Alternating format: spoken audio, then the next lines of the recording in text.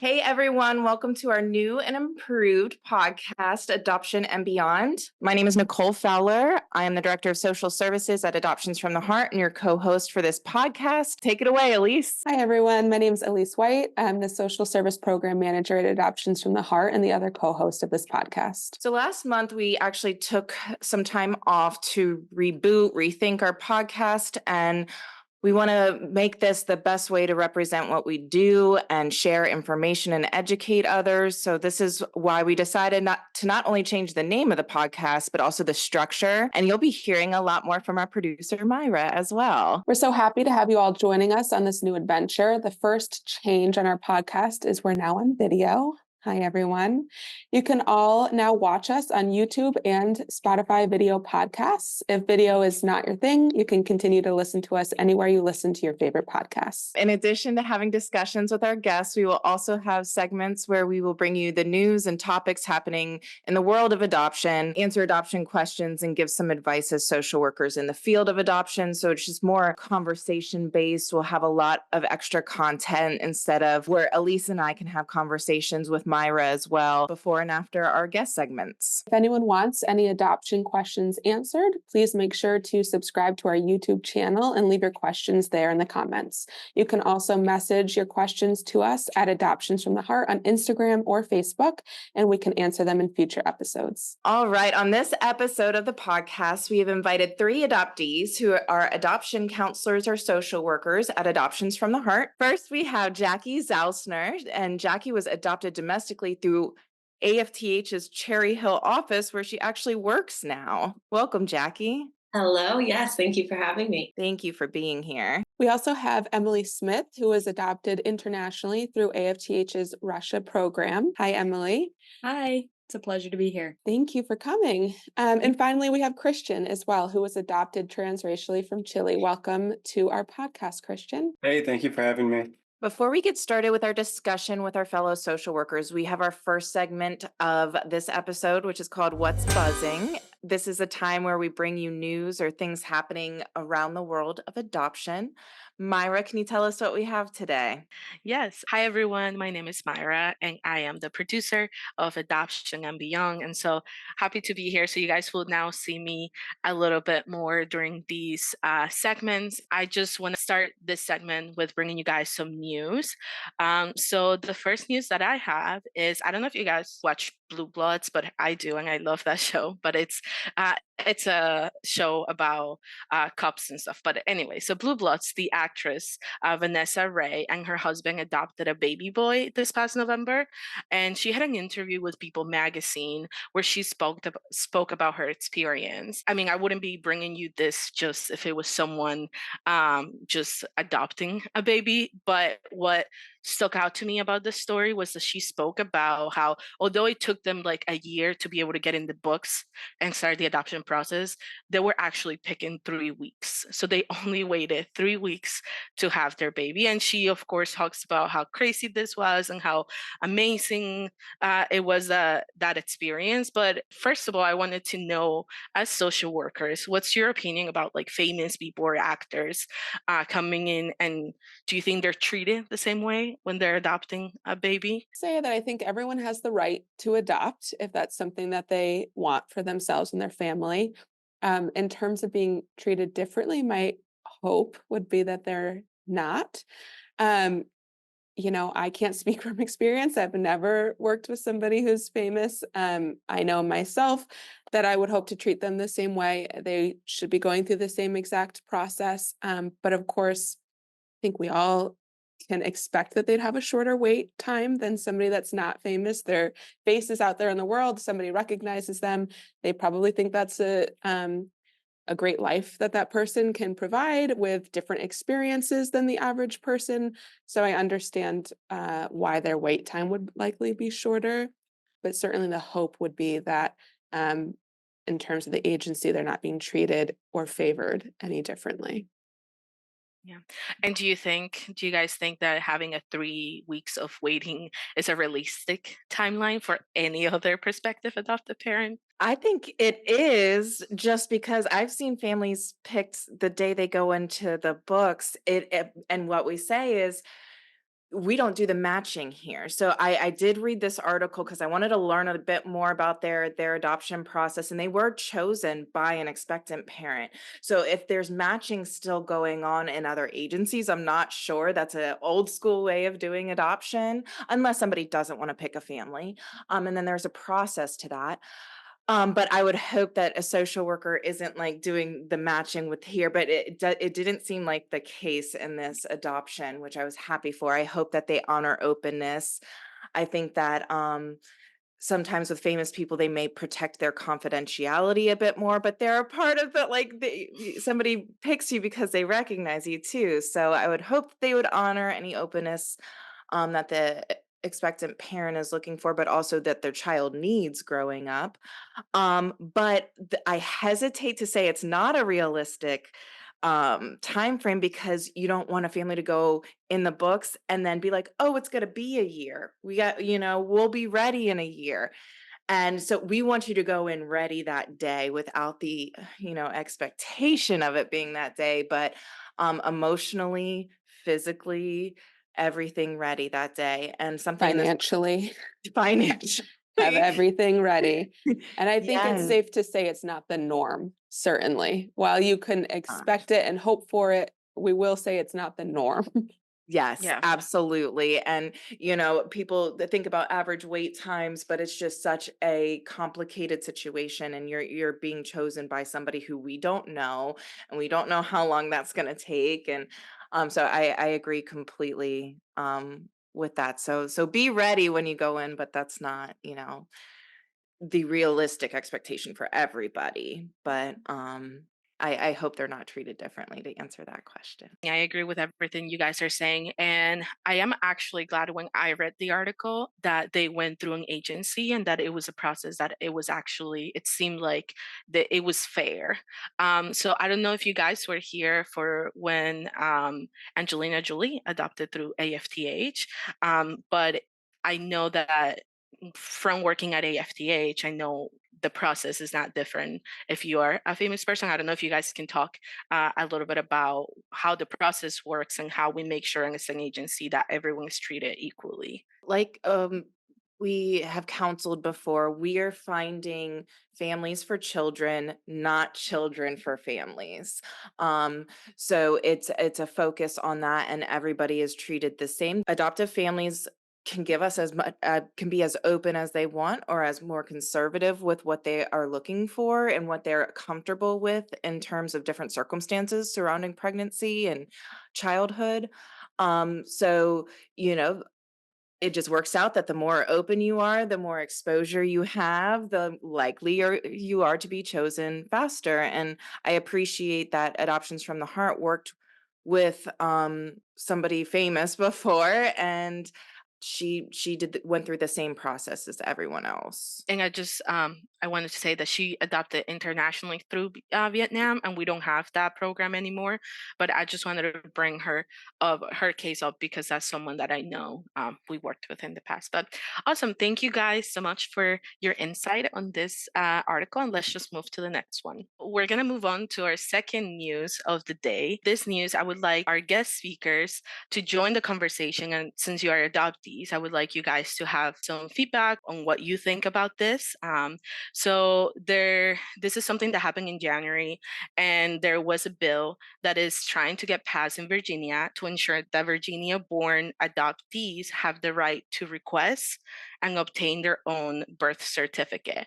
The bill is a response to a news story that appeared in November 2022. The bill is simple and direct. This is what the bill states. At the written request and upon proof of identification, the state health commissioner shall provide an adult adopted person access to his original birth certificate and can make such certificate available for copy. So basically, this was something that in 2023 was actually a thing, and they were not able to do it anymore. So they're reapplying for this bill to pass, and there's going to be more news later in the month of March for this, but I just want to get your thoughts as adoptees about this bill passing. Like, what do you think about it? How does it make you feel? I just want to hear some of your guys' opinions on this. I think it's great. So I work in New Jersey. I don't work in Virginia, but here in New Jersey, we have a similar law that was passed. I believe it was passed in 2017, which allows adoptees to obtain their original birth certificate. I think it's a right for an adoptee to have access to that, and the fact that a lot of states, don't allow it is disheartening. So I'm glad to hear that they're trying to repass this bill. I'd have to agree with that. Just like, you know, being adopted from, even since I was adopted from Russia, I really have minimal access to just any records, period. So I think just like that's such a minimal thing to allow an adoptee to just access that. So I think that that's wonderful that they're reenacting that. Yeah, I for both of those points, I think it's incredibly important just to kind of get like, I don't know. I feel like that's like the very first thing that's issued to you as a child. That's like the first thing that's yours, kind of, um, aside from biological parents. And so like to have that other piece of information taken away from you, it I don't know. It kind of I think it weighs differently on an adoptee, which is like similarly to Emily, I didn't have any of my birth records right away. And that was like very frustrating not to like know what was my name, like where was I born, you know. And then I don't think it's like an adoptee's right, but I think it's every person's right, you know? Like if a biological person can get their birth certificate when they want to, so like why can't we get ours? And especially after we're 18 and can make these like adult decisions. I remember seeing a video of New Jersey when they did open up the records and seeing the adult adoptees being able to go in tears and finally having this right afforded to them. I have emailed representatives and I work with the licensed child placing agencies in Virginia to make sure that we're letting them know that this is a move towards appropriateness and openness in adoption, and that we request that they do pass it. For our counseling sake, for an expectant parent, I've always, if an expectant parent requests a completely closed adoption, I never make promises of what laws can change in the future too. So it's a way to inform us on our counseling as well, because your child might have access to that birth certificate, although it's not in Virginia right now, it could be in the future. And now we're hitting the point where that counseling is coming true. And so I think it's really important to remember that as counselors as well. Yeah, Nicole brings up a good point. I mean, we all know the reason for having birth certificates be sealed, but we also all know that confidentiality only goes so far, and a birth parent has the right to make an adoption plan, but an adoptee and every child in general has the right to their original birth certificate as well. And so it can be a controversial topic, but I think at the end of the day, it's important to remember that every single person that's been born should have access to their original birth certificate and the information about themselves. Thank you all for your insight on this topic. I'd like to now move on to our conversation with our guests. As mentioned earlier in the episode, these are three adoptees who now also work as adoption counselors and social workers at AFTH. Welcome, everyone. We're very excited to have you here with us. Do you all mind, and anyone can go first, I don't want to, single anybody out, but sharing a little bit about your personal journey as an adoptee and how it really maybe did or didn't, but influence your decision to work in the field of social work? I always knew I was adopted. I was adopted through Adoptions from the Heart. So, we always focused on open adoption, even 29 years ago, looked a little bit different. But I was always proud of being an adoptee, proud of my adoptive family, my birth family, but also a lot of negative emotions, right? Struggling with my identity and just other issues that I struggled with. So therapy was huge for me, um, and finding someone that was in that field. Although I'm not a therapist, I'm a social worker. I always, really wanted to help people. So I think just my background of kind of navigating through that hurt and that trauma and that loss while also being, proud and positive, really kind of led me to this field. May I ask if it's been a difficult transition into this position? When I first started, I definitely hadn't healed fully, right? From which I recognized that very quickly and went back to therapy right away, and kind of worked through the issues that I saw, not getting in the way of my work as a social worker, but you know, countertransference, it's very real. And being an adoptee yourself, it's inevitable to happen. So really kind of being strong and healed in a lot of those aspects, I think helped over time. But in the beginning, it was very difficult. Yeah. Thank you for your vulnerability with and putting in the work to make sure that servicing clients, everybody, we discuss this at our ed courses, everybody in the world has bias and has, the ability to counter transfer. And so your recognition of that, I know serves your clients well and serves you well. I appreciate that. Like Jackie, I always knew that I was adopted. I was adopted at 1 years old and from Russia. And my parents made it super clear that, like, hey, we went all the way to Russia to go get you. And so it was always a part of my story. And I would say that I was proud of it as well. My fun fact when we would go around, they would always say your name and your age and one fun fact to be like, and I'm adopted from Russia. So it was always something that was like, it made me really happy. So I think just having that, you know, I don't know, identity in adoption made me kind of want to jump into adoption as a career. So here I am. For me, growing up, I always knew I was adopted as well. I had similar like stories of that being my fun fact is like I was adopted from Chile. And then as I grew older, when I got into college, that's when I started kind of like realizing I wanted to know more about my adoption and how things went. Um, and that's when it kind of opened up and I got in contact with my birth family.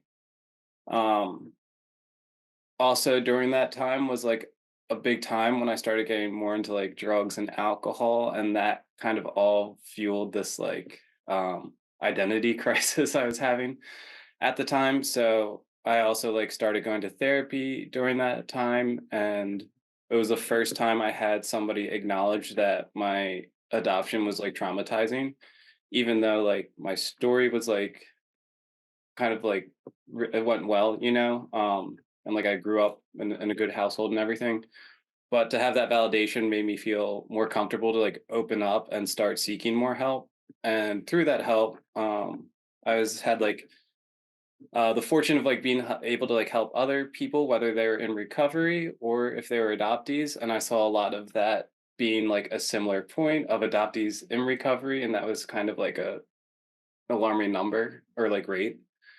Um, and that's when I first started working with adoptees, and that's when I realized like I think like I can really help a lot more people, and kind of got me more into the social work and like psychology side of the topic. Christian, with your, experience and you sharing, your struggles with addiction, and how you found a lot of other adoptees that also struggle with addiction, right? I think that's so helpful, for us to acknowledge certain trends that happen. And I think, you should write that research paper on that. I think it'll be fascinating.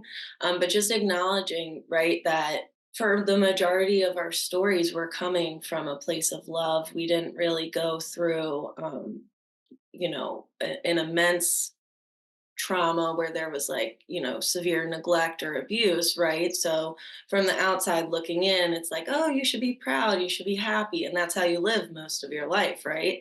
Until it gets to a point where you're like, crap, I'm not fully happy. I'm happy, but I'm not fully happy. So I really thank you for sharing, that you went through that. I think it'll hit a lot of people. Yeah, I think what a lot of people don't realize until they learn more about the adoption community is that adoption is traumatic. It's a traumatic event even if you were adopted from the day that you were born and you were placed with your adoptive family right from the hospital. And I think that's a misconception and a misunderstanding a lot of people have that aren't necessarily part of that community. So I appreciate you all bringing that to light because I think it's something that a lot of people likely haven't thought of before.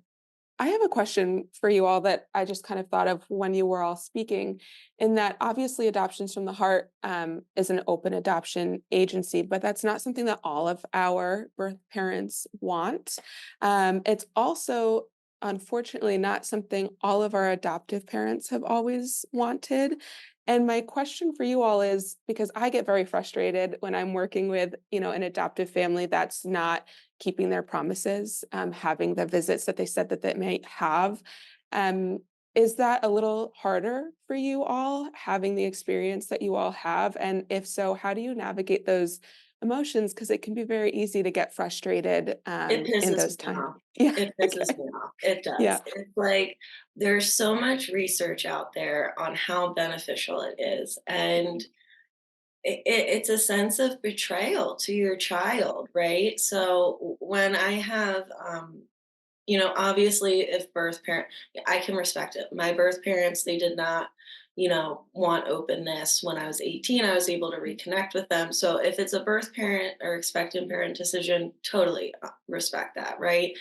But our adoptive parents need to understand, and I say it, very bluntly, that your child knows that they're adopted, right? So if you don't keep up your promise that you made, one day they might, and they might never find out about it, right? But they probably are going to find out about it, and they might really dislike you for doing that. So although it might feel uncomfortable and like, oh, what if the child loves them more than, right? All these fears. I always just suggest, talk to me about your fears, what's going through, why are we not, honoring this communication? And then we just hound them, right? So phone calls, emails, letters. We really try to advocate for our birth parents, but it's honestly for the adoptee too, right? So it just, oh, I know it's very frustrating. It's very, very frustrating. I think that's one thing that we all struggle with, keeping kind of our cool around sometimes. Because I know I get extremely frustrated and angry, and I have to talk it out with coworkers because you can't let that, overtake things and affect your work. But I was just curious because I can see how it would probably affect you even more being adoptees yourselves and knowing what that feels like. And kind of in the same way, how do you handle difficult or emotionally charged situations with clients, such as disagreements or not telling them, or, and being the facilitator of a very fragile, sometimes fragile relationship and relationship building? Well, I think it kind of goes into that last question that we just had about like openness and being a little bit newer here. I would say that's been my biggest holdup in talking with people throughout the triad of the importance of like the openness. I think for on both sides, whether it's birth parents or adopting parents, I kind of like to break it down and like think that all their actions are like due to a fear of some sort. And being able to break it down and say, oh, they're just somebody that's afraid, it makes it seem less personal and kind of takes me out, like my own ideas out of the equation as well. And through that, I can work with them on how why are they afraid and what can we do to get past this fear. So if it's a birth parent, I would say a majority of what I've seen thus far, it's either drug or alcohol abuse or mental health issues, which maybe or something where it may be something outside of a marriage or whatnot, that they had. So like, are they afraid to tell their spouse? Are they afraid that their child will see them as a drug addict, alcoholic? Are they afraid that their child may grow to resent them or something throughout this? And once like I'm able to break those down of being like, hey, we offer these treatment services that we can get you into, like we can get you into a rehabilitation center. we can keep things kind of confidential, but like still keep the door open in the future, or help you have that conversation with a spouse, or like we can get you the mental health needs met that you may be seeking in order to get through this. And I think once I get like through those kind of, and if there's still one way or another, I'm like, okay, I tried, and like that's all I was able to do at that point. So that helps me separate myself from that. And then for adoptive parents of why are you afraid? And normally it kind of goes back to those issues of like what happens if the birth parents don't reciprocate our openness. Like we need to cut this off, and or like kind of protect ourselves and the child. But I think that's just part of boundary setting, which is good to have, especially if you're parenting an adoptee, is boundary setting. It's not traditional parenting, and you need to put in extra work. So I think that I kind of explained to them that end of it and how that will all work together, and that this can only benefit the child in the long run, just to even have that option available, or to when they grow up and they can see that you gave them that option, things may just not have worked out, just due to relationships or what state people were in. So I think that's been helpful in clearing that up. Christian, I think you touched on an important point that resistance almost is always born out of fear in any situation, not just when it comes to adoption. And as social workers, that's one of the hardest things that we have to do is figure out what are your fears and how can we walk you through that, because that fear of the unknown just overtakes people a lot of the time. So I think that is a balancing act, right? Where we're trying to create boundaries and not overstep, but we're not therapists, but we're also trying to get to the bottom of what is the root of your fear and how can we work through that a little bit. So thank you for bringing that up. So, before we continue with our conversation, I would like to introduce the Ask Anything segment to our audience. During this segment, we will be answering questions in the future that we get from you guys. So please make sure that if you have any questions about adoption, about anything related either to any of the topics that we talk about, process of adoption, things that you, our social workers, can answer on here, make sure that you leave those on our YouTube comments, or you send us a message at Adoptions from the Heart on Instagram or Facebook. So the first question we want to start with is, at Adoptions from the Heart, is there any staff that is connected to adoption? Yes, well, I'll say that our founder, Maxine Chalker, is an adoptee herself. She founded AFTH in 1985, really from that perspective of being an adoptee, which is why we were one of the first open adoption agencies nationwide. And she's really always had that perspective of focusing on the adoption triad and openness within the adoption triad.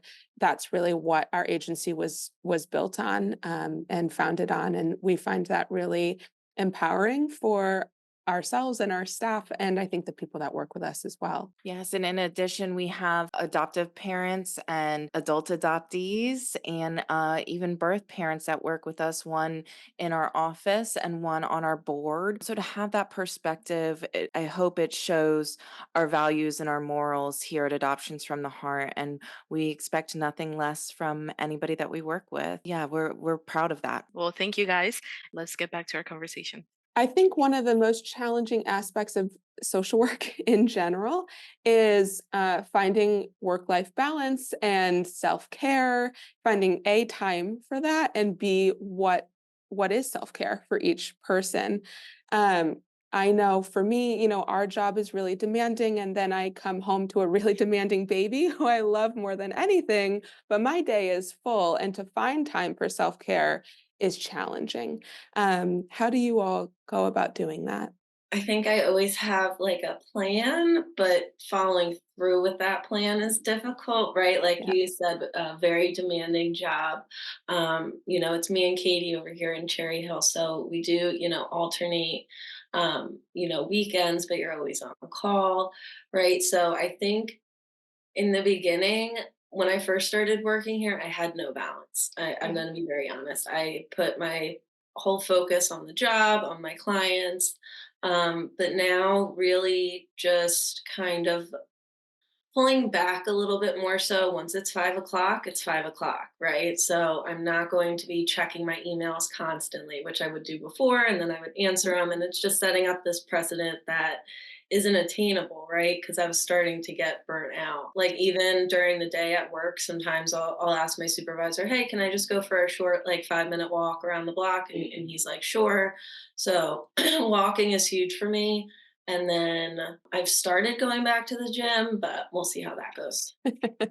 That's always a hard one. Yeah. Our former podcast host, Jenna, gave me a great tip of when you're driving home, pick a sign, pick a stop sign, pick a stoplight, and say, that is where I'm leaving. Everything that happened at the office Oh, I today. love that. Yes, I yes. love And that. I tell people too, we work nights, holidays, and weekends on placements and emergencies. So when it comes to the other things that are not emergencies, it is 9 to 5 business hours. And after that, we work a lot on those holidays and weekends and nights. So it's important to have those boundaries to be able to take care of our self-care. I know you were speaking about you checking emails and other things. What are some things that are a part of what you do as a social worker that people may not know about? I don't know, like I guess like I'm trying to think of like what I tell my friends and they're like, oh, you do that? Like just going to the hospital.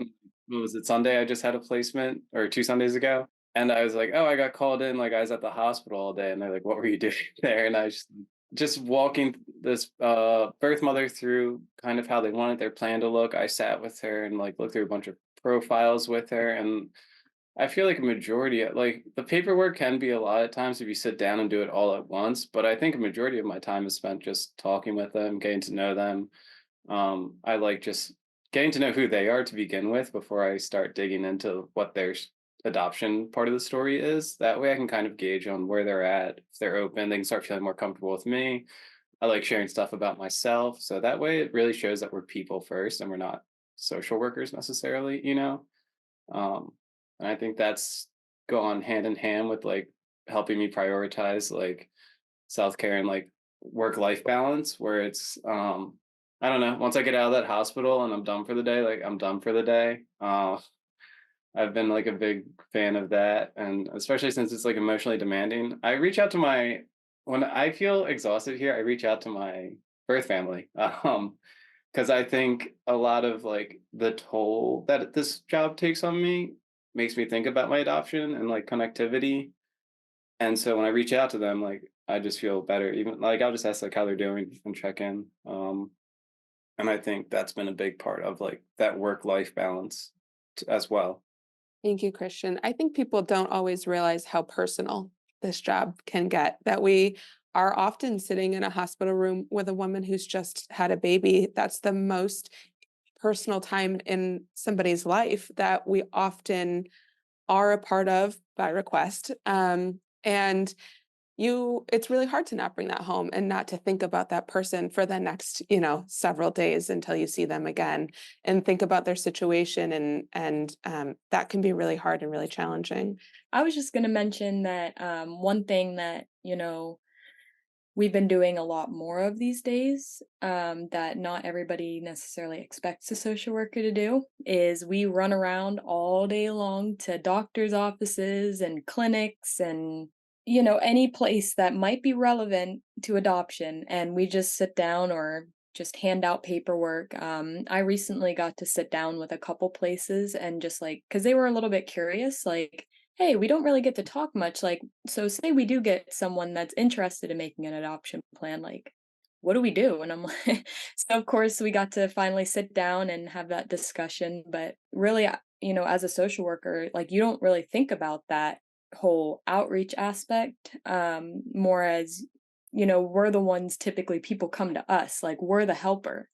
But in this case, like, we're going out and like we're seeking people and places, so I'd say that that's a big thing that we're into right now, and it's fun. Provides, I have found, me with the resources to be able to, if somebody has substance use and wants to seek help with that, I can't help with that. So I know where to refer locally within my community. So being a part of the community is a big part of social work. It's something that you don't think of when you sign up for it. Yeah, engaging and educating the communities that we're in is a huge and important part of our jobs.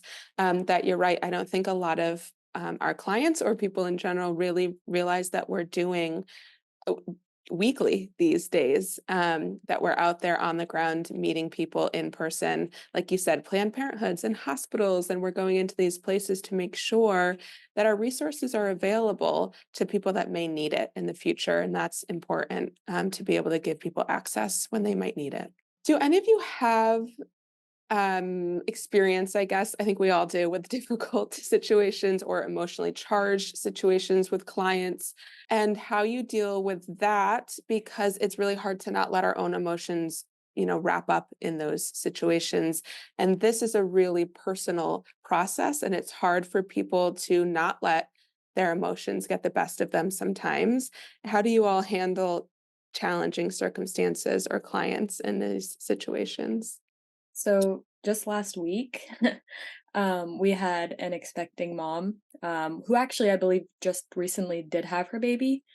And there was a big confusion with maybe information or whatever the case was. She gave me a call and she screamed my ear off like I had never been yelled at. And like, one thing about me is like, I am not well at getting yelled at. Like, my parents, when I was younger, they would talk to me, they would not yell at me. So, like, whenever I get yelled at, I get full panic mode and just like, I don't know what to do. So, I would say, like, in those situations, like, my biggest help is my supervisor. Like, I instantly go to my supervisor and I'm like, "I just need to talk. Like, I need to put some of this load on you because that was a lot." And, just being able to have somebody there to kinda help you, process, because it's not every day that you get yelled at by somebody over the phone. I mean, it's a big part of social work, but it's like it kinda hurts, and you're like, "Wow." So, definitely my supervisor is a huge, huge help. Definitely, has definitely helped me through a lot of difficult situations. But I've learned, I feel actually more confident in myself when dealing with those situations and just reminding myself, like you guys said, it is such an emotionally charged process, right? From all ends. So I really just try, if it's my adoptive parents, I just try to let them vent out their frustrations and their emotions, right? That's what we're here for. Um, if it gets to a point where I think, an issue needs to be addressed, my supervisor has always told me it's never too late, right? So if you hear something that's, inappropriate or rubbed you the wrong way, whatever it is, you can always bring that up, right? Birth parents, it's a little bit more difficult for me because I tend to, um, I take it personally. I don't like to be yelled at. I tend to think, oh God, what did I do wrong? When it's not, we didn't do anything wrong. It's just their emotions and how they're processing it. So I think in the beginning I took it very personally and I kind of shut down a little bit after those phone calls or those aggressive emails or whatever, however they reach out to you. But now I kind of just process it. I take it how it is. If I need to talk to Chris, I'll talk to Chris. Our supervisors are great over here. So Emily, I can really relate with you in that, kind of shutting down, right? Panic mode when you're getting yelled at. It's not a good feeling. Yeah, it's hard because we're professionals, but we're people too, and nobody likes to be yelled at, of course. And it never makes you feel good. But I think, like you've all said, really making sure that we wrap around each other and have support services with each other during those times. We all have supervision, but even supervisors, we go to each other, we go to our staff. It doesn't matter your position it just matters that you're talking to somebody that understands what it's like, because we've all been yelled at, we've all been there. Nobody likes it, nobody enjoys it. But we do, Jackie, you made a good point, have to remember that it's usually not about us. And even though it feels really personal, that's usually not as personal as we think it is, even though we're the ones being yelled at. And I know we could talk all day about, how hard a lot of this job is, but a lot of it's really wonderful and rewarding as well.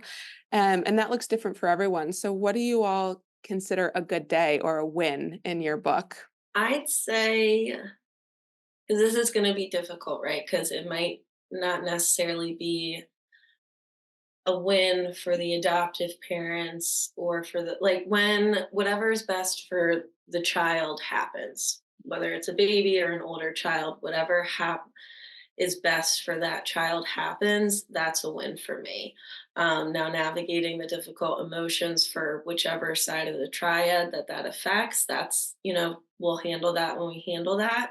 But I think just being able to see, plans really play out perfectly, and then that's the biggest win. Yeah, that's a great point that we do work with all members of the triad, and what we consider a win for one member may not necessarily be a win for another. Um, I know for me, I love seeing the first visit that an adoptive family and a birth family have with the child, and not just at the hospital, which happens a lot, but that first visit after it's been a few months is one of my favorites because we're often there. People still kind of want social workers there for that, which I love. Um, and babies grow so fast at the beginning, and seeing, a birth parent reunite with their child after even just 6 months, they're so different at that point. And watching those relationships grow for me is why I keep doing this job every day. Love it. It just reminds me of the yearly picnic. And Mhm. of one year, it was a biological sibling that the birth parents were parenting, and he came just trotting up. He was tiny, maybe 4 or 5 years old, trotting up with his with a wrapped present. And I said, "Oh, who's that for?" And he said, "It's for my brother." And I was like, "Oh my gosh, this is a win." Is when especially siblings are so important to me in openness and adoption. So that's just a memory I will always carry with me on a bad day. I think just finally, I'd love to know if any of you have advice for other adoptees who may be interested in pursuing a career in social work or even the adoption field. Go to therapy first. That's a good No, no, suggestion no. across the board, though. Yeah. No, but seriously, like we were talking about before, countertransference is Yeah. very real. So really talking through any issues that you go through, identity, attachment, just right common themes that we see amongst adoptees, I think could really not only benefit you in the adoption field, but just in the social work field in general, because it's a very right? You're working with people, regardless of what field in social work you go into. So, really kind of healing your inner child, your inner self, your inner adult, right? And being the best that you can be. I think that would be the advice I would give my younger self. I was gonna say, like, if you ever were considering a job, as an adoptee, in social work, specifically adoption social work.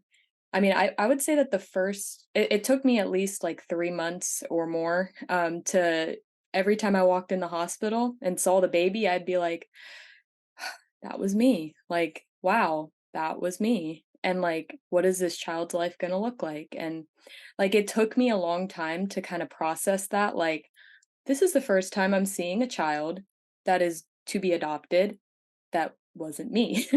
And so, like, I think it'll hit you, but the more you do it, the more you're like, okay, this baby is going and they're going to be loved and just like I was loved. And so it's happy, but like it'll hit you. You're like, yep, that's a baby. That was me. So yeah, I would say like that was the biggest thing for me. But it it passes. It does.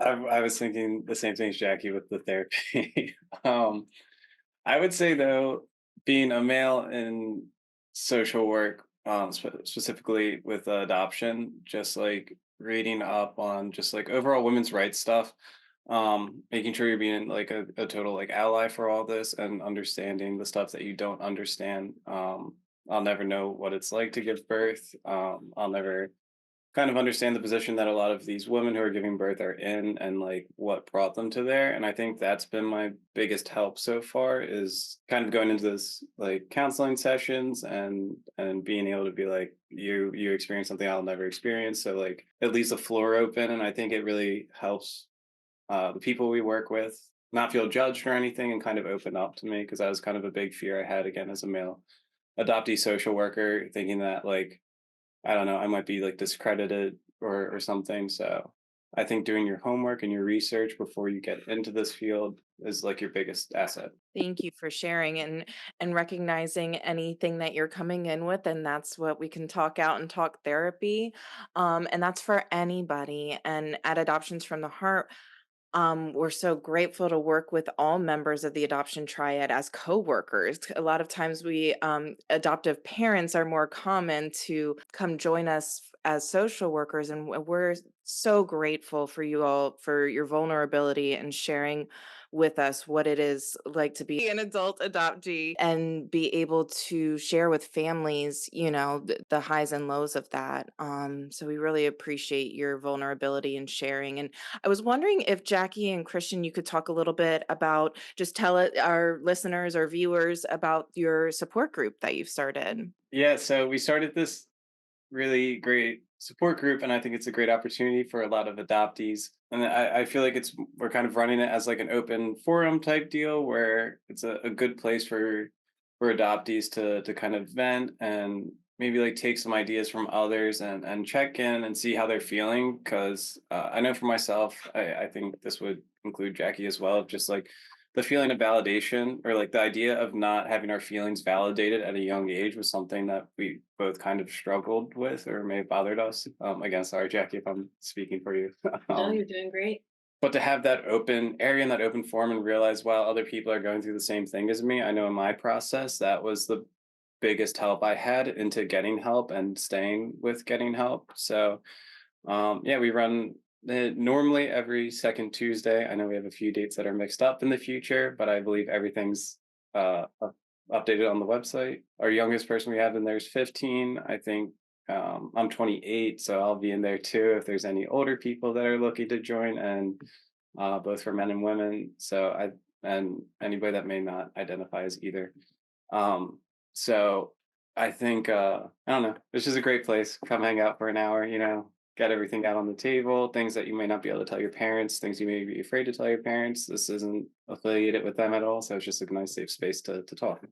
And so for anyone listening, our next older adoptee support group will be hosted on April 17th at 7 p.m. If anyone's interested in joining that, you can go right to our website, afth.org, and check out our calendar of events. This was such a valuable conversation. Emily, Jackie, Christian, we really appreciate you joining us.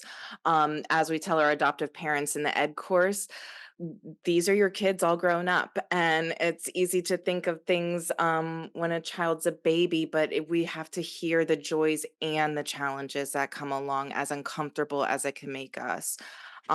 So we just really appreciate you being here and sharing, and hope to have you on again and continue the conversation. Thank you so Love much. to. This was great. Thank Yeah, you. this is awesome. This is our third and final segment during this episode. During our parting thought segment is where Nicole or I will share something we learned during our discussion or something we would like our audience to know. So Nicole, do you have a parting thought for us? I do. As a newer mom, I know that we can get um caught up in the chaos of raising a child and a newborn, and I know it's hard. I imagine it's got to be even more difficult when you're adding in different layers of adoption and connection. And but I think it's extremely important to journal about, think about the future, and what joys and challenges will come along with open adoption. But hearing from your child all grown up is so important, and I really appreciate anybody who's made it this far and listening to adult adoptees speak about their experience. Yeah, Nicole, I think those are all, really great points. And I think we had a lot of great reminders today to be taking care of ourselves and be taking care of our loved ones. We can't do that if we don't take care of ourselves first, right? It's like when you're on a plane and they say, put your mask on first because you can't help anybody else. So for ourselves and for our listeners, remembering that every day we need to do something to have some self-care and take care of ourselves. Thank you so much to Christian, Jackie, and Emily for being on today and having shared their experiences with us. We were so grateful to have insight from adoptees in our field. To our listeners, thank you again for joining us on this new adventure. I am your host, Elise. And I'm Nicole. Please rate and subscribe to this Adoption and Beyond podcast. And if you haven't already, please head over to our website at afth.org for more information on our services for pregnant people, prospective adoptive parents, and professionals looking to learn more about adoption. Thank you so much for listening. Please like and subscribe, all of the things, and we look forward to connecting with you again.